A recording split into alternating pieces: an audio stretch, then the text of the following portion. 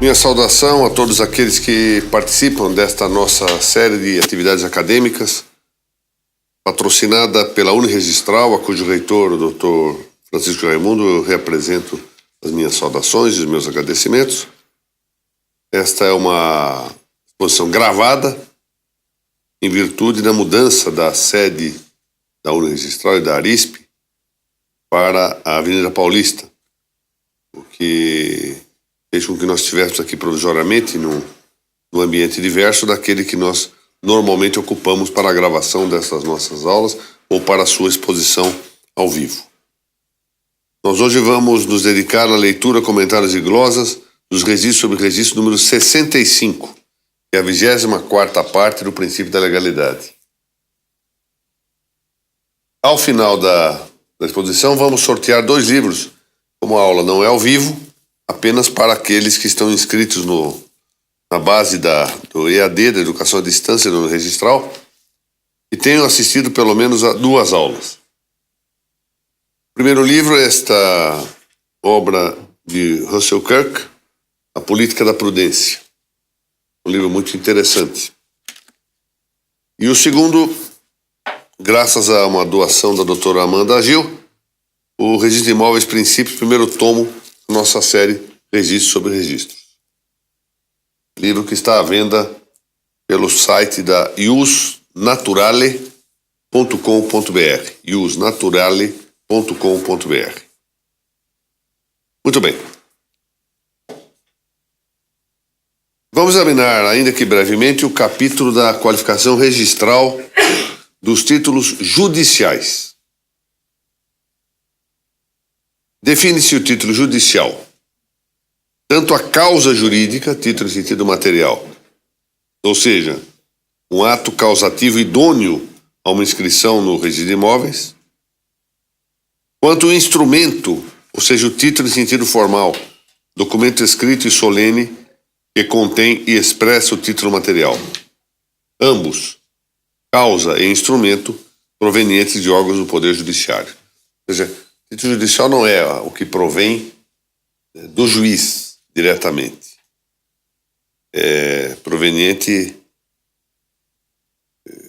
do Poder Judiciário. Em rigor, seria melhor falar em título judiciário, para abarcar os títulos expedidos diretamente pelo juiz e os que sejam meramente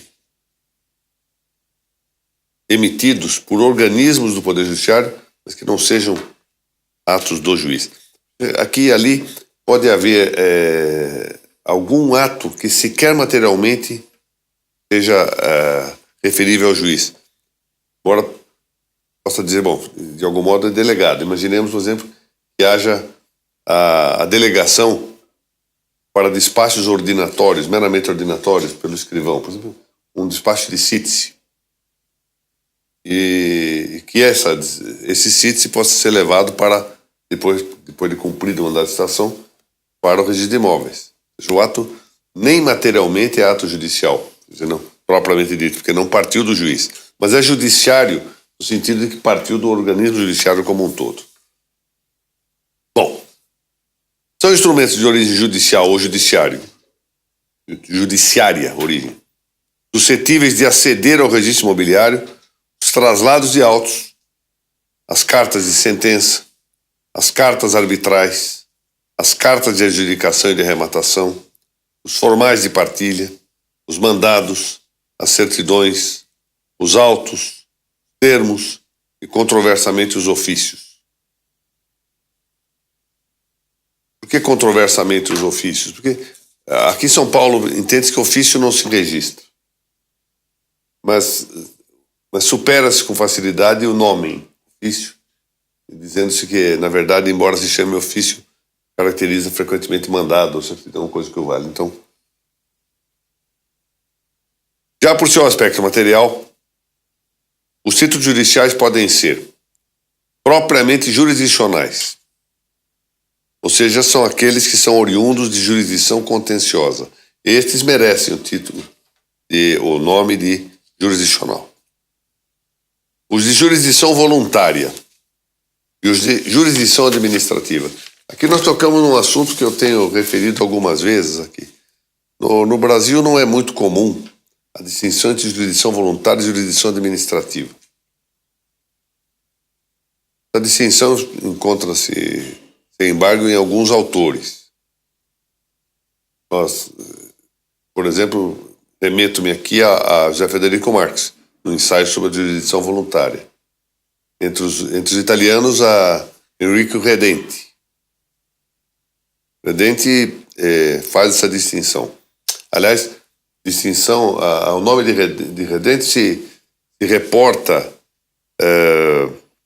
José Federico Marx. Melhor trataremos desse assunto adiante, é verdade, mas por agora convém referir ao menos que de comum, atenção, não impede que excepcionalmente seja diversa a situação, de comum, na jurisdição voluntária, eu não tenho a possibilidade de controlar o seu resultado por meio de uma jurisdição contenciosa posterior. Coisa que eu posso fazer relativamente à jurisdição administrativa. O exemplo que eu já tenho utilizado em outras exposições e que eu peço licença para reiterar aqui, é exatamente o cotejo que se pode fazer entre o caso da interdição e o caso da dúvida registral. Suponhamos que tem uma ação, uma demanda de interdição, que é de jurisdição voluntária. Que o juiz, ao final, julgue que a demanda deva ser indeferida, ou seja, o interditando não mereceria interdição. Ele julga extinto e resolve o quanto possível o mérito da pretensão, dizendo que não é caso. A parte pode apelar ou não, mas não tem como, desta decisão, ajuizar uma demanda contenciosa, jurisdição contenciosa, para controlar esse resultado. A parte pode entrar, porque como só faz coisa julgada formal, decisão voluntária, nada impede que novamente se ingresse com o pedido. Então, isso não há dúvida.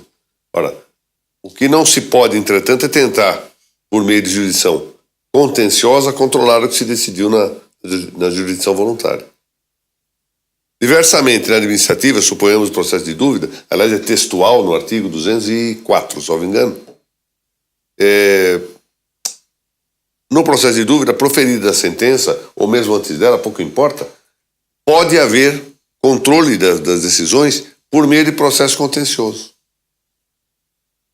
É por isso que, por exemplo, uma decisão que pode provir, suponhamos, aqui no Estado de São Paulo, da mais alta esfera administrativa do Estado, que é do Conselho Superior da Magistratura. Deixando de lado o órgão especial, que tem matéria contenciosa e administrativa. Puramente administrativa é só o Conselho. E, portanto, como órgão puramente administrativo, é o mais alto na esfera de São Paulo. Uma decisão de um recurso de dúvida no processo que tenha curso perante o Conselho Superior da Magistratura pode ser, no dia seguinte de seu proferimento, de um acordo de 50 laudas, bem fundamentado, ser objeto de uma decisão de 3 linhas de um juiz, suponho, de primeiro grau, de entrância inicial, e tenha assumido ontem o cargo de juiz substituto, mas que não concorde com o Conselho, e diz, não, acho que pode haver o registro sim, ponto. Porque a jurisdição administrativa pode ser controlada pela contenciosa. Não é só controle, pode revogar, pode alterar, etc. Coisa que não pode ocorrer na voluntária. Por isso é razoável a distinção entre jurisdição administrativa e jurisdição voluntária. Eu volto a dizer, é matéria normalmente não tratada aqui pelos autores brasileiros. Nós temos um grande livro de jurisdição voluntária no Brasil, salvo engano, do Edson Prata, muito bem feito o livro. Salvo engano, não há nenhuma linha sobre essa distinção. Eu, pelo menos, não vi. Eu penso que seria útil que nós tomássemos o assunto. É provável que, por força de uma leitura de um tempo, como era ao tempo de Zanobini foi o autor que logo veio dizer que a administração pública de interesse privado, que constituía a jurisdição voluntária, esse conceito amplo demais, aberto demais, fez com que se confundisse as espécies. Mas Zanobini escreveu isso no princípio do século passado. E lá para cá houve muita doutrina. Eu penso que nós precisaríamos considerar isso um pouco mais detidamente. E a vantagem de considerar isto de maneira um pouco mais pausada no campo do registro das notas é exatamente para dar a dimensão do que é a jurisdição administrativa. E frequentemente se perde exatamente por essa confusão com a voluntária. Não parece haver dissídio doutrinário em que os títulos judiciais se subordinem à qualificação registral. Eu cito aqui vários autores que trataram desse assunto, e até eu faço aqui de maneira mais ampla como uma antecipação de homenagem e de tributo que presto. Eles são autores que ao longo da vida me ensinaram muito sobre o tema da qualificação. Eu cito aqui o Hernandes Rio, tem um livrinho precioso, Francisco Hernandes Rio. E livro terá o quê? 100 e poucas páginas. Muito bem feito. José Maria Rocasastre, da Cruz Verdejo, Ossio Corral, Canotelho, Chico Ortiz, Martínez Santos, que é um autor pouco conhecido no Brasil, valioso. Raul Garcia Coni, que é espanhol, argentino, Eduardo Scott, que também é argentino, e entre nós, por todos, Afrino de Carvalho e Serpa Lopes. Para o quadro brasileiro, as normas dos artigos 222, 225 e 226 da vigente lei 6.015, de 1973,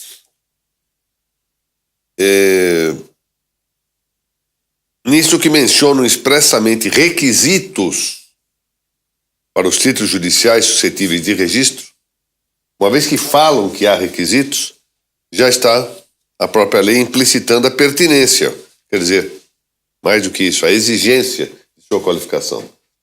Do contrário, não teria sentido que uma lei de registros dissesse que há requisitos para os títulos judiciais.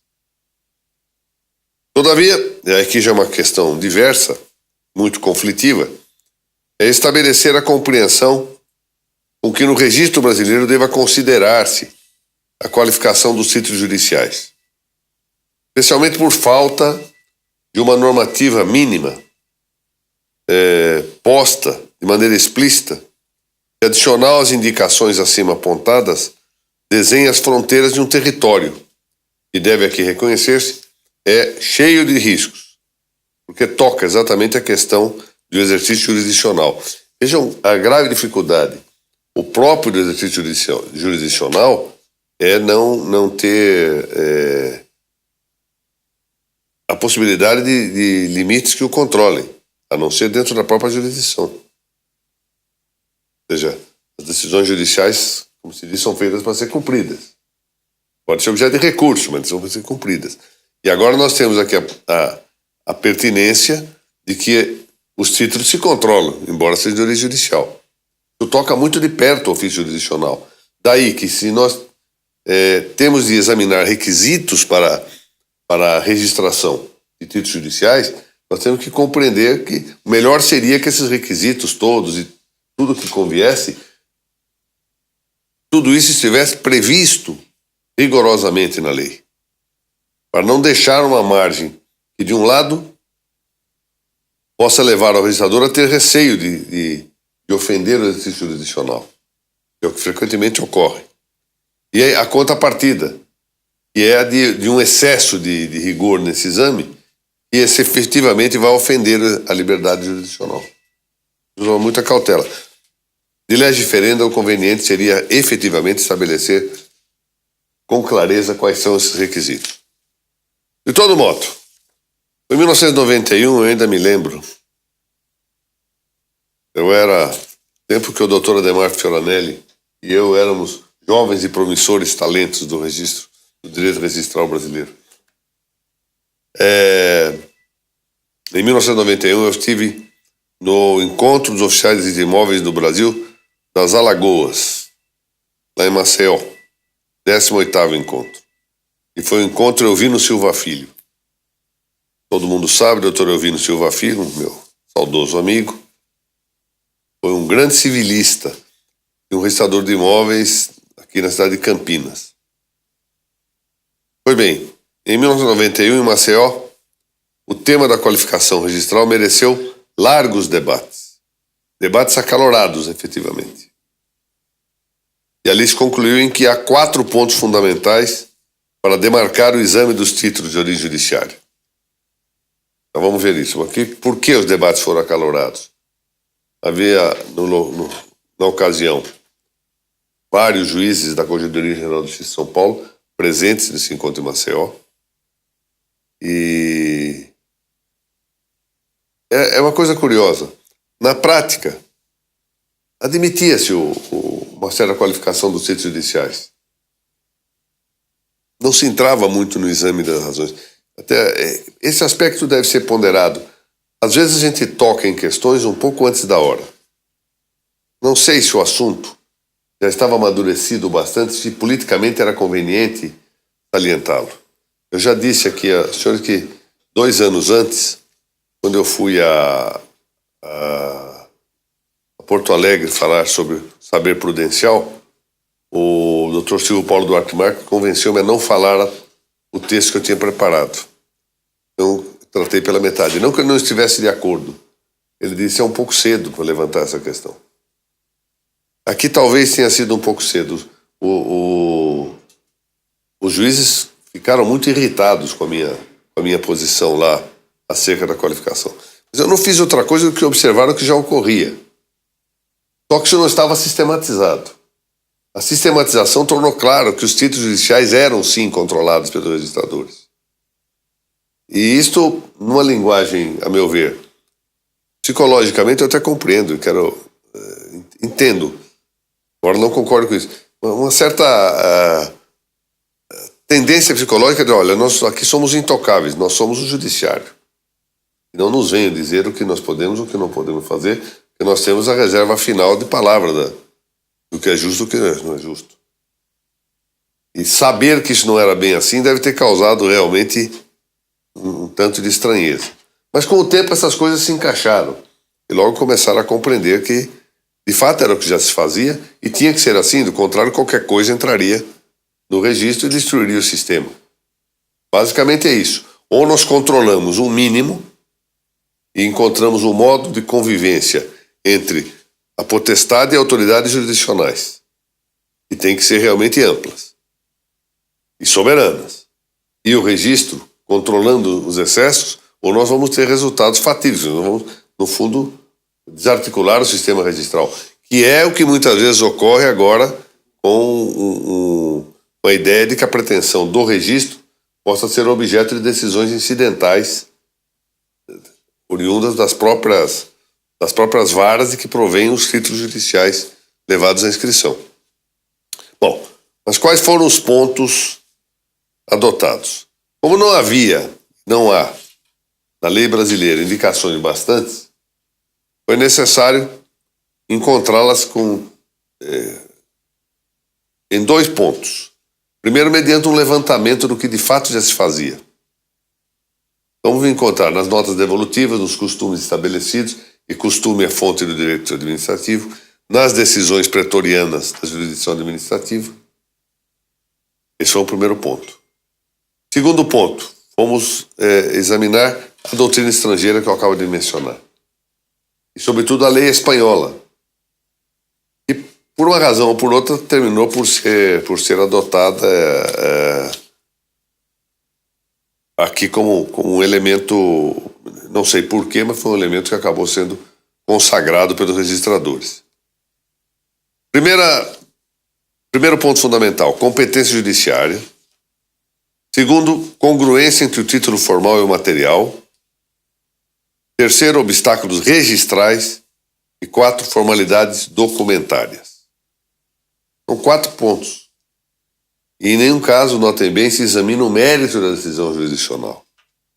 Esse é o problema e frequentemente ocorre com alguns registradores que querem examinar, sobretudo nos processos de família e inventários, querem examinar se o juiz decidiu bem ou decidiu mal.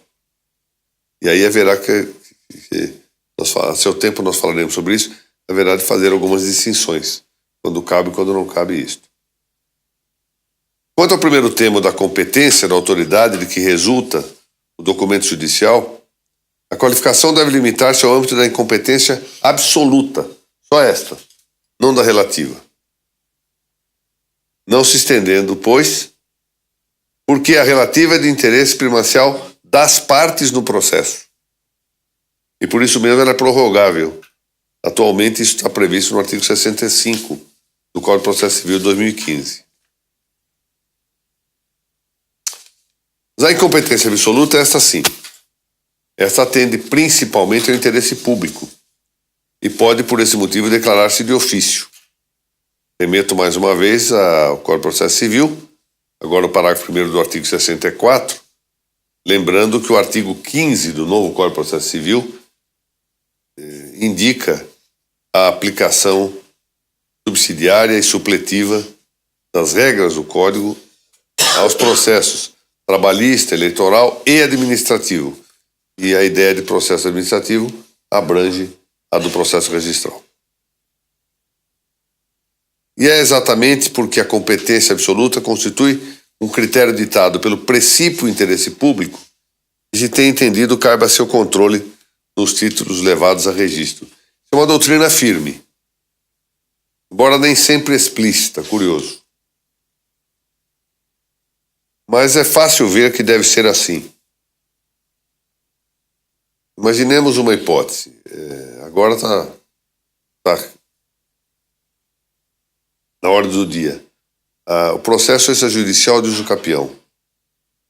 O imóvel situado em Campinas. Mas como eu resido em Presidente Prudente, em Miguelópolis, eu vou ao cartório, a um dos cartórios locais de registro de imóveis e faço o processo lá.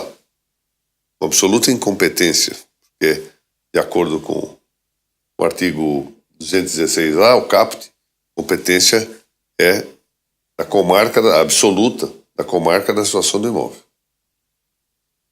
Aí depois, quando o processo termina, eu peço uma certidão e vou ao cartório de Campinas, o imóvel é em Campinas, né? Vou lá e digo, olha, cumpra-se. É no processo administrativo. Evidente que o registrador recusaria. E se for judicial, também. Era frequente que, num dos estados aqui da nossa federação, uma vara do interior tratasse de retificação de imóveis situados aqui em São Paulo. A pessoa viajava até lá, gostava de viajar, gosta de fazer longas viagens, vai lá, entra com a ação e o juiz homologava, pura e simplesmente, a nova descrição. Não havia perícia, não havia citação, não havia nada. E dava uma decisão homologatória na própria petição que descrevia o imóvel. Isso vinha com trânsito em julgado. Então, de duas uma, ou se admitia que por incompetência absoluta não se fizesse o registro, ou nós íamos começar a admitir uma verdadeira anarquia, quer dizer, em qualquer lugar do mundo alguém expediria um título judicial e nós, a pretexto de que era judicial, iríamos cumprir. Então, amanhã depois entrava a notícia do trabalho, pedia uma nova descrição do imóvel, entrava na justiça de um estado qualquer aqui, que não fora, por exemplo, de Minas Gerais, onde está situado o imóvel, pedia o campeão de lá, aqui não é perto daqui mesmo, está deferido. Sem citar, sem nada, expedia e não tinha o que fazer. Então, o caso da incompetência absoluta, podia. Mas a relativa não. A relativa é do interesse da parte. Se nem o juiz pode, de ofício, declará-la, quanto mais poderia declará-la o registrador. Quanto à congruência do título com o processo judiciário, de que o documento é resultante, Isso diz respeito à correlação morfológica entre, de um lado, o título formal apresentado a registro, e de outro, a sentença, acórdão, decisão incidental ou ainda despacho a que se liga esse documento.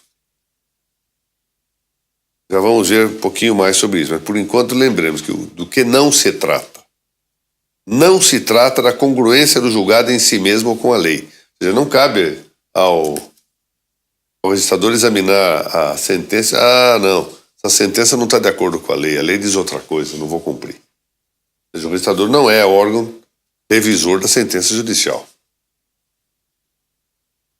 E nem pode dizer, ele disse uma coisa na fundamentação e depois mudou de ideia, avançou noutra linha, foi meio contraditório. Eu acho que não dá. Também não é via de embargos e declaração. Ele tem que examinar a congruência do título com o processo. De maneira que o registrador não vai avaliar a correlação objetiva entre a demanda e o julgado, que é matéria própria do princípio processual do dispositivo. E tampouco é atribuição do registrador aferir a harmonia do julgado com a ordem normativa. É questão de caráter jurisdicional. Questão que é própria dos tribunais. E o registrador não possui função revisora nem rescisória das decisões judiciais. Mas, avançando ainda, vícios como de extrapetição, ultrapetição ou infrapetição não podem ser motivo para a qualificação registral negativa de títulos judiciários, por mais evidentes acaso se revelem esses vícios. O que compete sim à qualificação registral é o exame da relação entre o título formado e o julgamento que o ensejou. Assim, por exemplo, não se admite a inscrição de uma penhora, ela vem indicada desse modo em um mandado, quando o título causativo que a vincule seja apenas um despacho de cítice. Isto sim é incongruência. Ou ainda que se mande registrar que uma decisão negou o cargo inscrever-se. Então eu peço que se registre um comodato. O juiz indefere, mas o cartório expede mal. O mandado ele já pode. E junta como prova a decisão que está contraditória com esse título. Então, há uma contradição entre o que vocês estão mandando fazer e o que consta da decisão judicial. Aí sim pode ser visto. Isso aqui não é um controle da decisão judicial, mas da correlação entre o título e a decisão judicial. Nós temos um problema aqui que eu vou levantar. Eu precisava ver o acordo. Eu não li o acordo inteiramente, mas a Arispe divulgou ontem um acordo de uma decisão do Egresso Superior Tribunal de Justiça admitindo que é nulidade relativa a falta de citação de um confrontante no processo de usucapião. Ótimo. Excelente.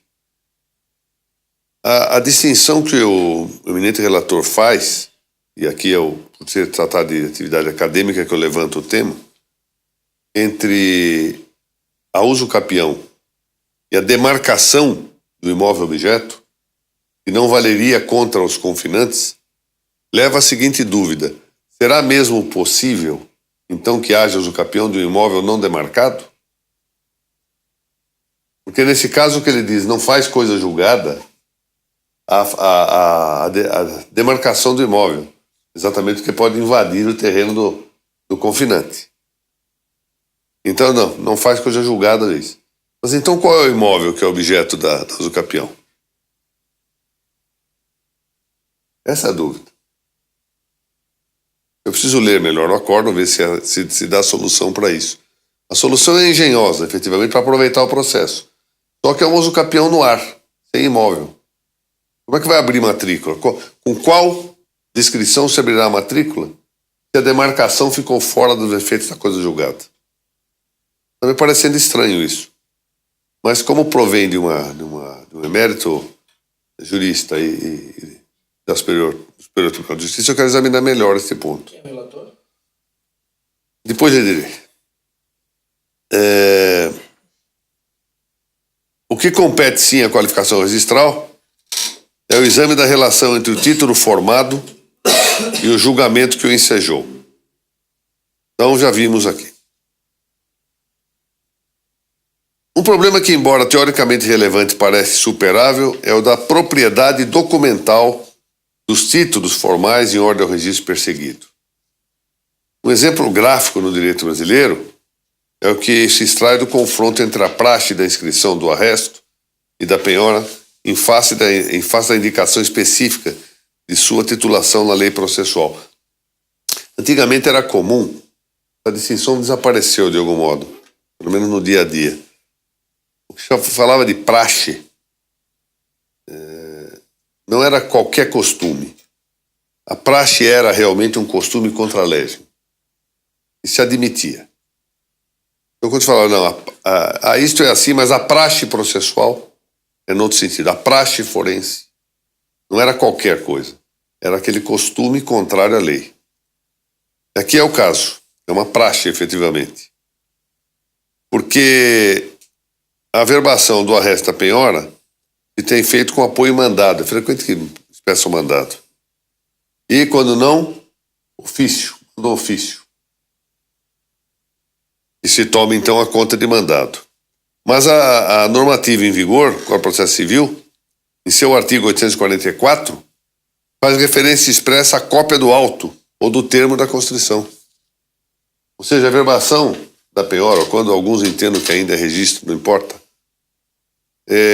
deve fazer-se com base na cópia do auto ou no termo da constrição. E isso é substituído por mandado, por praxe.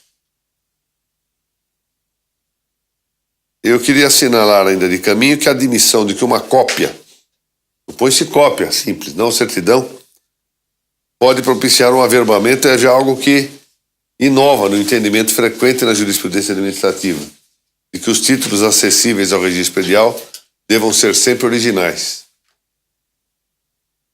É interessante isso. Nós sempre dissemos que cópia simples não pode ser levada a registro. Agora, a própria lei de processo admite que a averbação se faça com base em cópia do auto. Não fala em certidão, cópia. Agora, na prática, isso tudo tem menor valor porque estão apresentando um mandado. E os registradores têm cumprido isso, virou uma praxe, parece que resolve. Eu acho que isso é problema superável.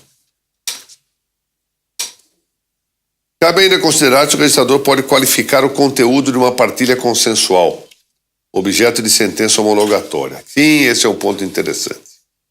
Ou seja, um título judicial de partilha amigável.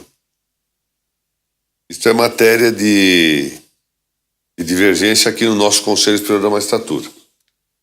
A matéria é controversa, mas parece que a sentença judiciária contra essa partilha, sendo de mera homologação, não possui caráter decisório. Nesse sentido, eu menciono aqui uma decisão paradigmática do Superior Tribunal de Justiça. O RESP 695-140, de que foi relator o ministro João Otávio de Noronha. Para mim, eu estou de acordo com essa posição, que o conteúdo é apenas o do negócio jurídico ajustado pelas partes. E que segue ser a sentença anulável e não objeto de demanda rescisória. E pois leva a possibilidade de o registrador qualificar o negócio jurídico objeto da mera aprovação formal judiciária. É um pouco diferente. Isso aqui serve para o inventário também, não é? Serve para separação, serve... E no inventário que costuma surgir esse problema. As partes fazem uma partilha, suponho que essa partilha não seja amigável. O juiz tenha decidido. Essa é a distinção que eu me referi há pouco. Não pode o registrador questionar se devia ter respeitado isto ou aquilo. O juiz decidiu, ponto e basta. Agora, quando a partilha é consensual ou amigável e a sentença é homologatória, a meu ver, eu já disse, essa questão aqui no Estado de São Paulo, eu penso que minha posição é minoritária no Conselho atualmente. Eu acho que neste caso, o registrador pode sim ver o conteúdo. A sentença é meramente homologatória. Quer dizer, o juiz apenas afirmou que estão formalmente preenchidos, não entra no exame da validade do conteúdo que se fez. E aqui há o evidente risco de que, por meio de uma partilha consensual, o que se esteja fazendo, na verdade, outro dia eu vi aqui, nós tivemos um caso de doação. Colocaram ali um herdeiro que não era herdeiro coisa nenhuma. Levaram para dentro da partilha. É evidente que ou era compra e venda ou doação, coisa que o vale ia se forrar de imposto. E o juiz homologou. Aí o conselho entendeu por maioria que a decisão prevaleceria. E eu entendi que não. Acho que o juiz tinha que, nesse caso, o registrador podia ver. Coisa diversa se o juiz, no bojo do processo, sem que houvesse entendesse que ele era, mesmo não sendo, ele era herdeiro, por exemplo. O juiz decidiu assim. Bom, o registrador não tem que ele controlar a decisão judicial. Mas é uma questão diferente desta outra que eu estou propondo, em que se leva um negócio processual já resolvido. Esse negócio jurídico, olha, nós decidimos que vamos partilhar do seguinte modo. Tá bem, eu homologo. Todos de acordo, tem procuração, todo mundo tem procuração nos autos, homologo. Mas ele homologa sem examinar a questão de fundo. E a razão está nisso, é tão interessante porque essa sentença é anulável. Não é objeto de ação rescisória. O que mostra exatamente a diferença de situações. Mas volto a dizer, isto não tem sido a orientação dominante aqui no Conselho de São Paulo. Quanto aos óbices diretamente registrais, vai ser de maneira muito frequente o trato consecutivo e a especialidade, vai de si a pertinência de sua apreciação pelo registrador.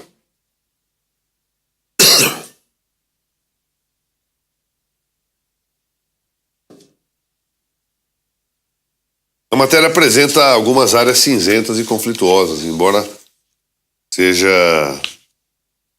pertinente o seu exame pelo registrador. A partir da década de 1980, sucedeu no Brasil com alguma frequência que decisões da Justiça Federal entendessem apartadas da interferência do Judiciário Estadual em atuação administrativa estadual as questões de registro relativas a títulos provenientes da órbita Judiciário Federal. Ora, assim se lê no artigo 204 da Lei de Registros Públicos do Brasil, a decisão do processo de dúvida registral não impede o uso do processo contencioso. É verdade, esse é o ponto a caracterizar. Durante algum tempo, comum foi o uso pretoriano de restringir a acepção desse termo, processo contencioso, ao âmbito das ações. Aliás, eram duas coisas importantes. Das ações e sempre depois da dúvida. Era interessante que no debates que havia na década de 80, quando se examinava o artigo 204, a discussão era que ações há para combater o decidido na dúvida. A discussão era essa, a leitura que se fazia é isso. Não impede o uso do processo contencioso significa não impede depois o uso do processo contencioso. Processo autônomo e posterior. Então aí pensava, um mandado de segurança, uma ação demarcatória, uma ação reivindicatória, uma ação rescisória, etc., mas sempre posterior. Mas o Superior Tribunal de Justiça alterou essa ideia do significado normativo da expressão processo contencioso.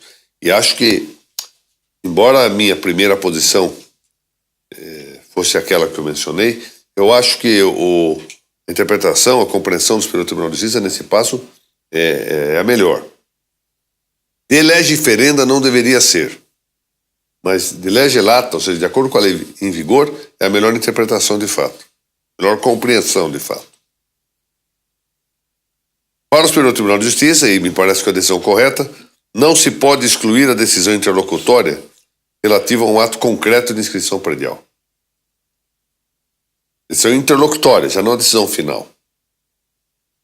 Nem sequer se está pensando em que deva haver uma demanda autônoma, portanto, e posterior ao processo de dúvida. Ou seja, está havendo uma dúvida, vamos decidido ou não, vamos dizer que já é decidida por hipótese.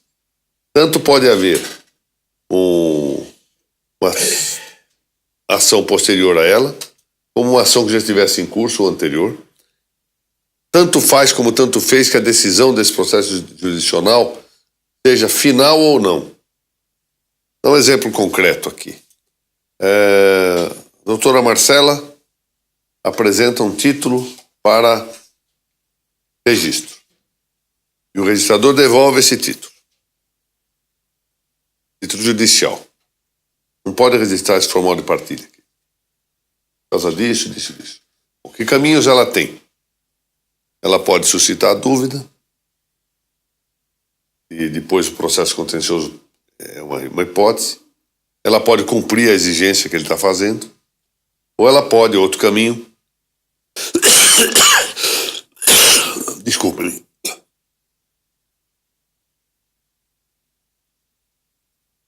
Ou ela pode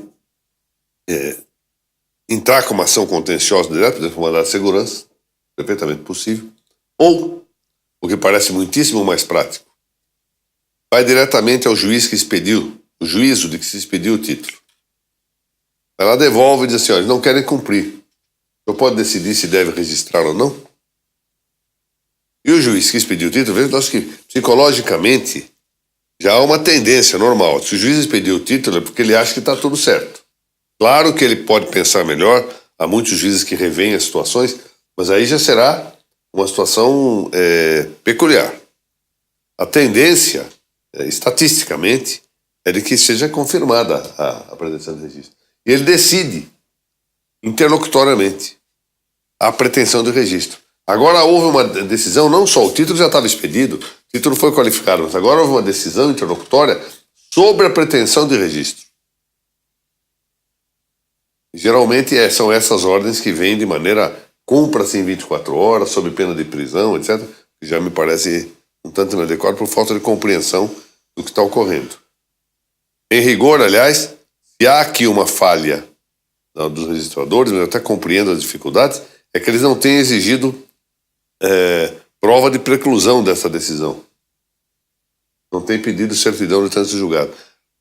Até porque seria praticamente impossível essa certidão. Ela não pode ser passada pelo juízo de origem. Teria que ser passada pelo tribunal, porque o agravo é tirado no tribunal. E o tribunal nem tem como dar uma certidão dessa. Mas, enfim. Como quer que seja,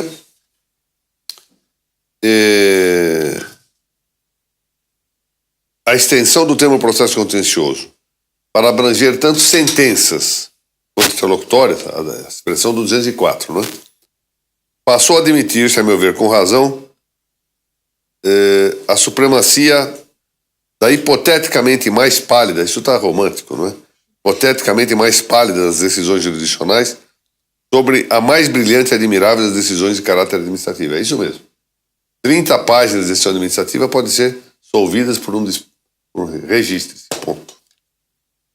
Parece patente ante a lei posto o acerto da solução jurisprudencial do Superior Tribunal de Justiça, porque não se pode admitir a inversão administrativista consistente em que a decisão jurisdicional sobre uma pretensão singular de registro se subordine à orientação administrativa do processo de dúvida.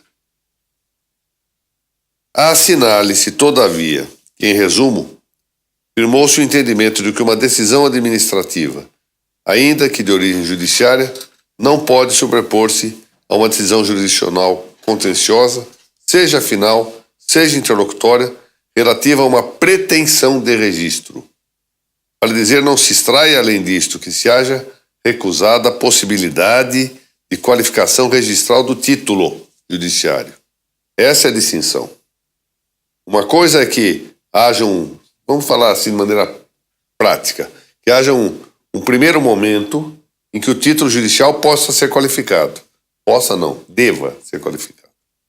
Outra é que depois dessa qualificação inicial, havendo uma ordem de registro desse título, ainda se queira haver uma qualificação adicional. Aí me parece que não pode mesmo. Diversamente, uma vez submetida uma qualificação negativa à decisão judicial, deve prevalecer esta última, para nada importando que se trate de sentença ou decisão interlocutória, nem importando que seja acaso em descompasso com aquilo que o registrador acha convir. Essas são soluções, portanto, distinções a considerar. Bom, novamente excusando aqui do estado da minha voz, mas foram 2 aulas sequenciais aqui. A primeira ao vivo, hoje é 1º de novembro, de fato, dia da gravação, dia de Todos os Santos. E essa aula vai ao ar dia 29 de novembro. Muito bem. Mais pra frente ainda. Tá bem. 20 de dezembro. Nós estamos nas vésperas do Natal.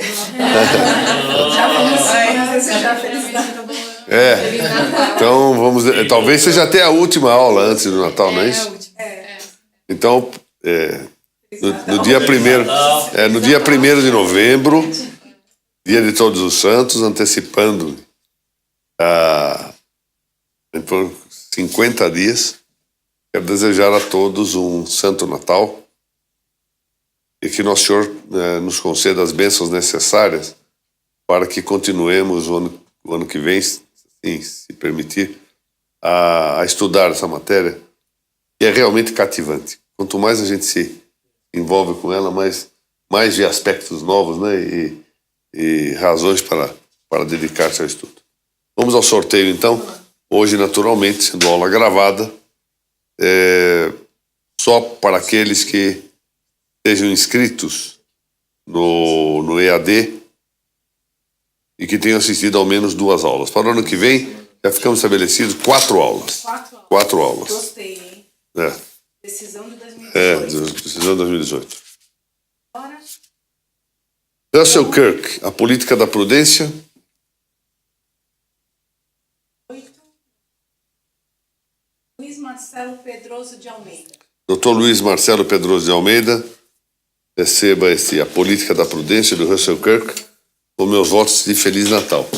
E, finalmente, esse livrinho, primeiro tomo da série Registros sobre Registros, das nossas aulas aqui, editada primorosamente pela Primus, Dona Primus. Vamos ver.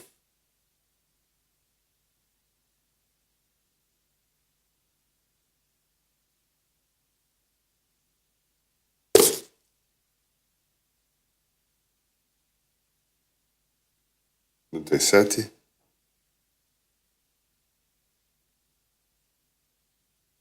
Daiane de Almeida Gondim. Doutora Daiane de Almeida Gondim, com os meus votos também de um Santo Natal. Eu, por igual, quero estender aos nossos todos servidores aqui da Uniregistral, a todos os aqui presentes e suas famílias, ao Dr. Francisco Raimundo, reitor da Uniregistral. E, por hoje e por este ano, terminamos a nossa reunião, porque essa é a última aula gravada e do ano, porque entre o Natal e o Ano Novo, nós não celebramos nenhuma aula. É a única semana do ano em que nós não temos aula. Muito obrigado e até o ano que vem.